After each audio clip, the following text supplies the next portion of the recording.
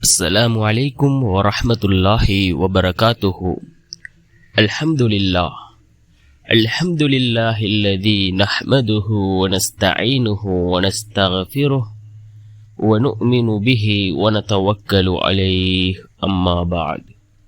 அன்பிற்குரிய அல்லாஹ்வின் நல்லடியார்களே, அன்பு சகோதரர்களே, நாம் தொடர்ச்சியாக பார்த்து வரக்கூடிய துஆக்களினுடைய திக்ருகளினுடைய தொகுப்பில் இன்று நாம் பார்க்க இருக்கின்ற விடயம் என்னவென்றால், இந்த திக்ரை நாம் 3 தடவைகள் ஓதினால் போதும்.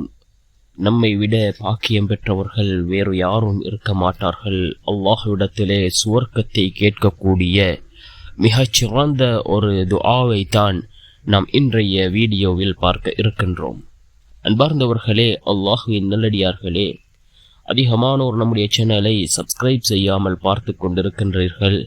நீங்கள் சப்ஸ்கிரைப் செய்து லைக் இடுவதன் மூலமாக நமது சேனலில் உள்ள வீடியோக்கள் இன்னும் பல சகோதரர்களுக்கு கொண்டு போய் சேர்க்கப்படும்.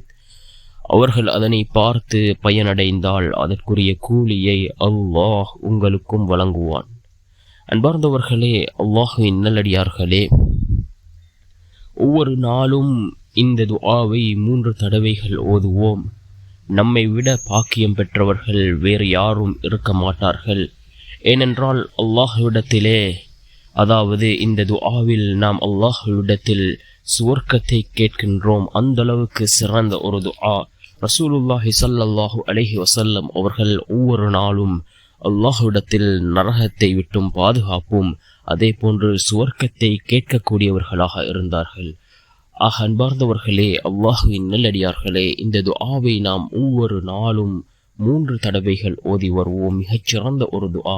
நாம் ஃபர்தான தொழுகைகளை தொழுதுவிட்டு அல்லாஹ்விடம் துஆக்களை கேட்கின்றோம். அந்த துஆவிலும் இதனை சேர்த்துக் கொள்வோம். என்ன துஆ என்றால், அல்லாஹும்ம இன்னி அஸ்அலுக்கல் ஜன்னா, அல்லாஹும்ம இன்னி அஸ்அலுக்கல் ஜன்னா, யா அல்லாஹ், நான் உன்னிடத்தில் சுவர்க்கத்தை கேட்கிறேன் என்று பொருள்படக்கூடிய மிகச்சிறந்த ஒரு துஆவாக இந்த துஆ இருந்து கொண்டிருக்கின்றது. இதனை ஓதுவோம். ஒவ்வொரு நாளும் 3 தடவைகள் ஓதுவோம். நம்மை விட பாக்கியம் பெற்றவர்கள் வேறு யாரும் இருக்க மாட்டார்கள். யார் இந்த துஆவை அதிகமாக ஓதுகிறார்களோ நிச்சயமாக அல்லாஹ் அவர்களுக்கு சுவர்க்கத்தை வாஜிபாக்குவான். அல்லாஹ் நம்முடைய அனைத்து விடயங்களையும் சீராக்கி தருவான். வல்ல நாயன் நம் அனைவரின் பாவங்களையும் மன்னித்து உயர்ந்த ஜன்னத்துல் ஃபிர்தௌஸ் என்ற சுவனத்தில் நம் அனைவரையும் ஒன்று சேர்ப்பானாக. ஆமீன்.